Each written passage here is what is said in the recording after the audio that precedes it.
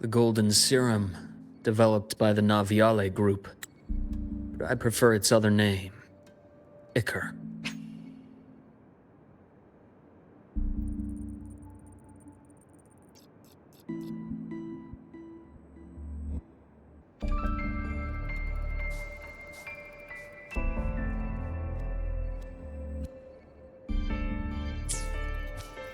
My father started it as a medication for rare diseases. But as research progressed, it came to represent something far more ambitious. The drug of evolution. Evolution? Sounds like something the Phyrexis would like. Well, on paper it worked. I became its resonator, so it would be unfair to say it was entirely useless. But I was a rare case who survived. All it cost me was excruciating pain and my color vision. Most test subjects like me didn't make it. It wasn't until I met you that I realized there was more to the story. The rest is in my study, shall we?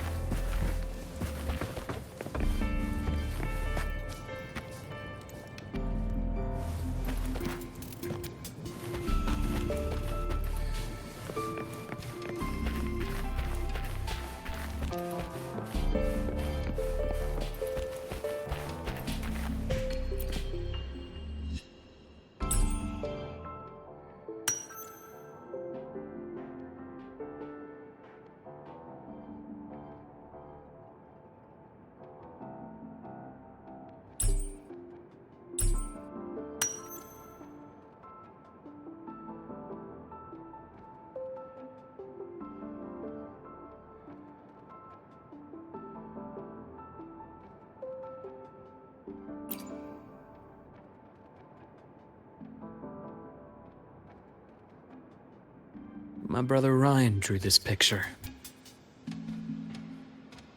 We're not related by blood. Father took us both in after his own children passed away from a rare illness long ago. Ryan never could handle pain, but he was easy to cheer up. Whenever the grown-ups would give me candy, I'd save it all for him. So, that's why he always has candy with him. For a while, I tried to be the perfect son Father wanted. It never worked, so eventually I stopped trying. It only got worse from there. What Father tried to do to Ryan was unforgivable. And then came that accident. I thought what my father did was a rather mundane story. A cliché, someone trying to atone for past guilt only to cause greater harm.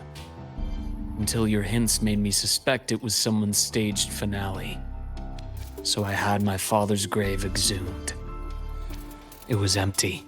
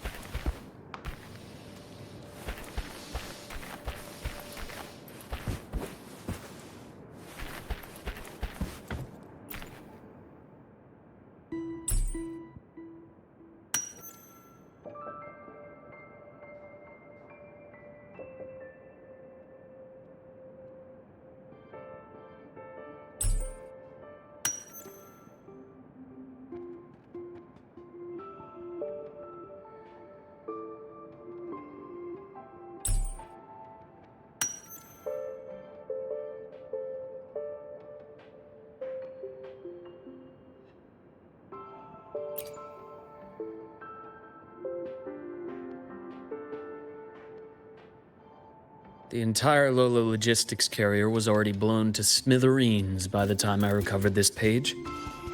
I managed a quick glimpse before the fire consumed most of the page. It is a report from an overseer. A Fraxidus Overseer's report on its way to the new Federation. Yes. Tucked away in a Lola logistics delivery box. The recipient is Eris in the new Federation.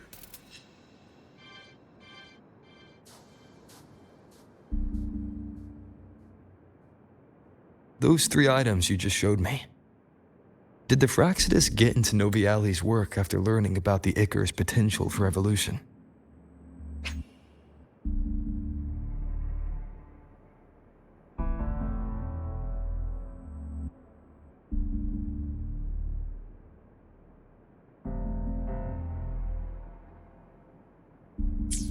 They didn't just get into our work. They went a step further. Replacement. Have you ever met the Fraxidus' Grand Architect? The thousand-faced survivor. We met near the Styx Lake deep within the Dark Tide. Wait. Does this mean your father was... Yes. My father was just another face the Grand Architect borrowed. Though looking back now, I can't recall the moment the real him was taken. I think the Grand Architect sees life and death as a game. I wouldn't be surprised if Father was even smiling in his coffin as we buried him in that downpour. So, that's your answer. Why did you choose me? Because I have a very personal reason to go after the Fraxidus. Hatred. hatred? Even now? Now, it has become something of a habit. Continue this train of investigation and you'll see for yourself what they are. But before you do, there's something I should share. My friends in the Black Shores told me you've already had a few run-ins with certain overseers. Is that right? 3. Cristoforo, Frolova, and Scar. Plus the Grand Architect you mentioned. Ah, those names do ring a bell. Frolova is codenamed Hecate. Cristoforo? Arachnos. Intriguing, isn't it? The flair they have for their own branding. But it's a telling detail. The codename can reveal its owner's style, personal tastes, and even ambitions. Think about it. A powerful resonator who causes chaos at random leaves no trail to follow. But give them a preference, a pattern. We can start to build a profile from the pieces. I've been compiling reports on the Overseers for years. Allow me to share what I've learned so far. I've reactivated your access. You'll find the door controls right over there.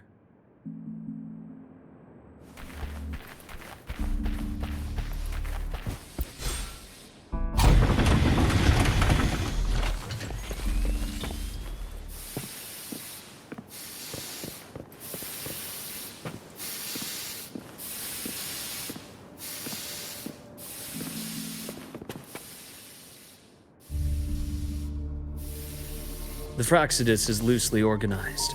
Most of its members have only undergone basic, artificially induced body modification.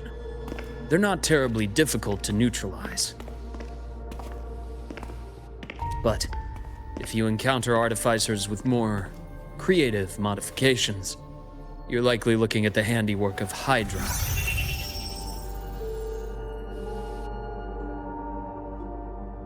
Hydra is their leading mind on human evolution and body modifications. Whoever they are, they often work in tandem with Siren. In other words, if you spot one, be on guard in case the other is lurking close by.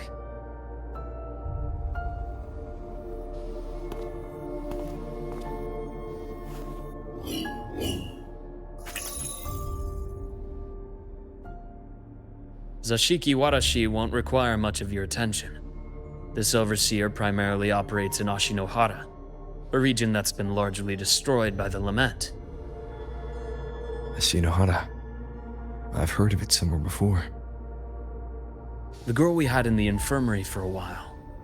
Chisa, I remember. The city that trapped her, Honami, is part of Ashinohara. Now, on to two key pieces of the puzzle. I did say the Fraxidus was a loose organization, but even the most scattered cells still need funding to function.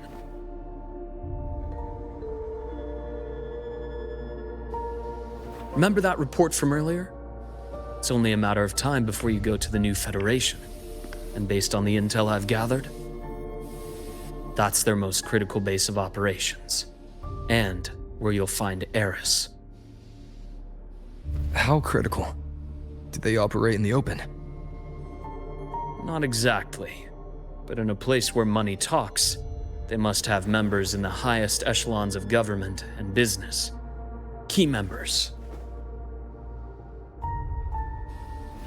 Their foothold in the new Federation has given them immense leverage. With that endless stream of wealth, the Fraxidus operates with impunity across the planet.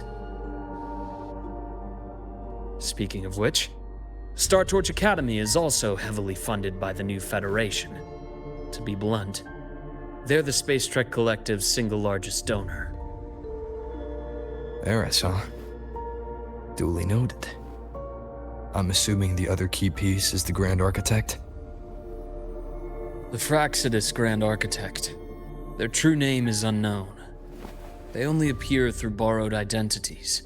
Real people, legendary beings, and even the phantoms of the dead from others' memories.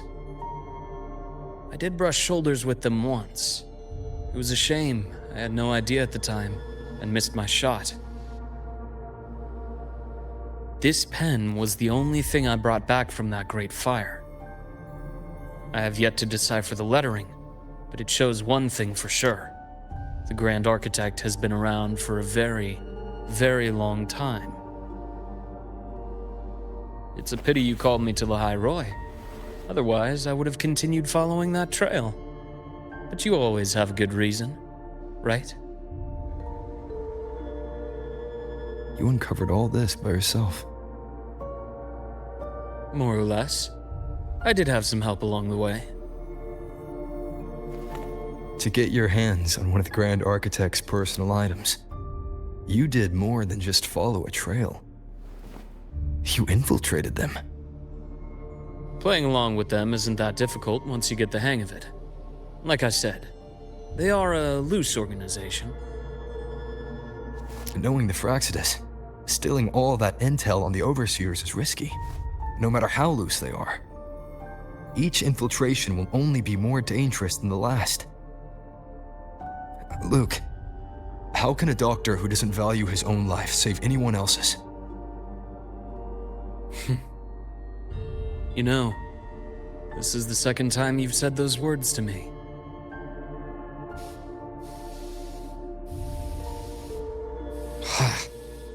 They got away again. If I hadn't been so cautious, I could have taken care of them this time. I should send today's findings to him. It's been 2 years. Suppose I'm due for a report.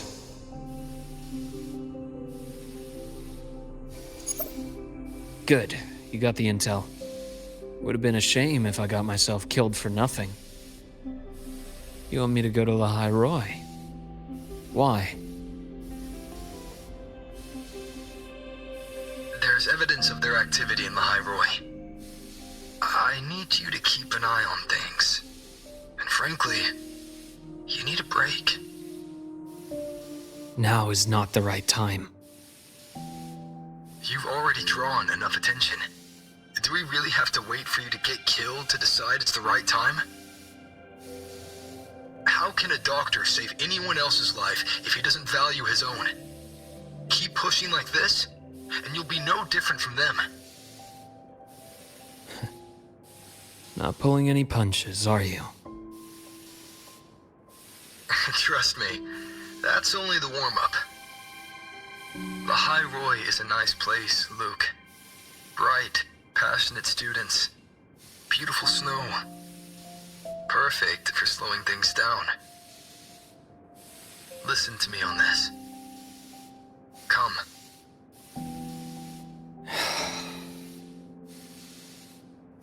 Very well. As you wish.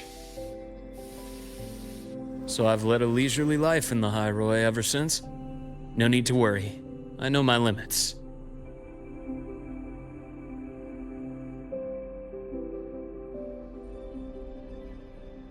Let's set aside the Fraxidus for now. We should discuss the Exostrider plan.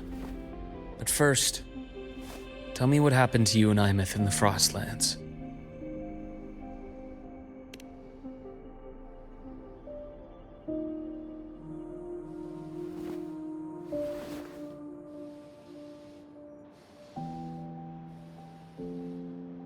I see. Imeth, she...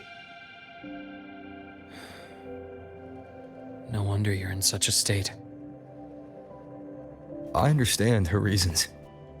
She was fighting for her dream, for the High Roy, in the only way she knew how. And I respect that. The fate she chose for herself. But I won't accept it. There's more I haven't tried. I'm not done fighting for her. Of course. I wouldn't expect you to give up so easily. Now, about the Exostrider.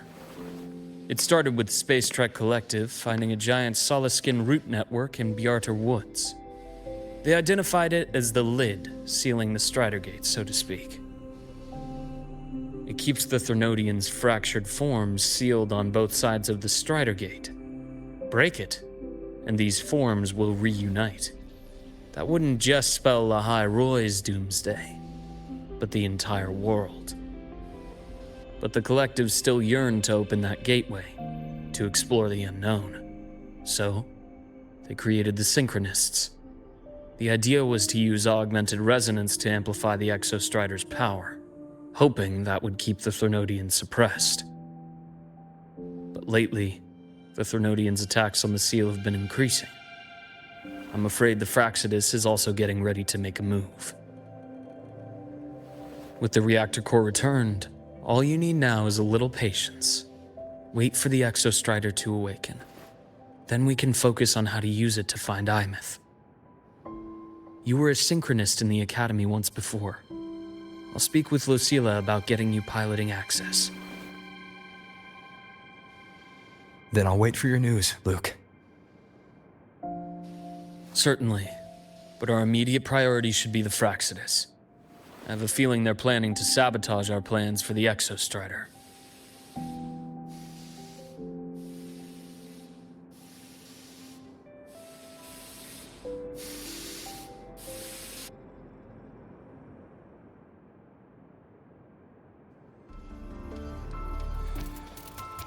Rover said he'd like to check on the Exostrider in the Frostlands before he left.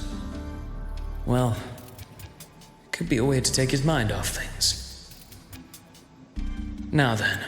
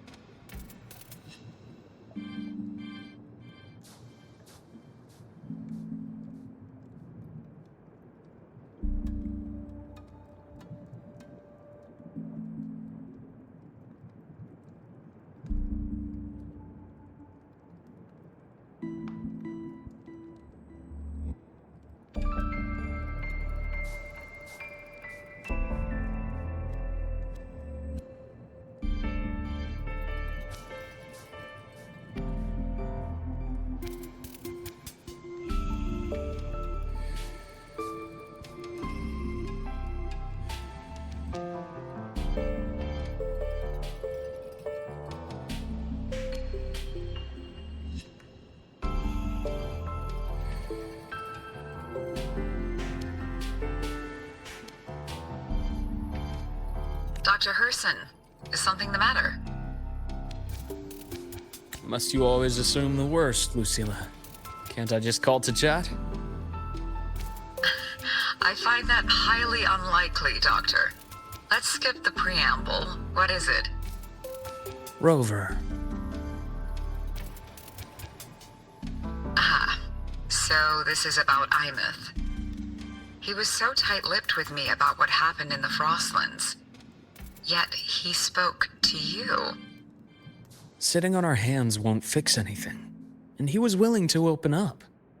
If a friend runs into trouble, I'll naturally step in to listen. Besides, what I have to share today benefits the Academy.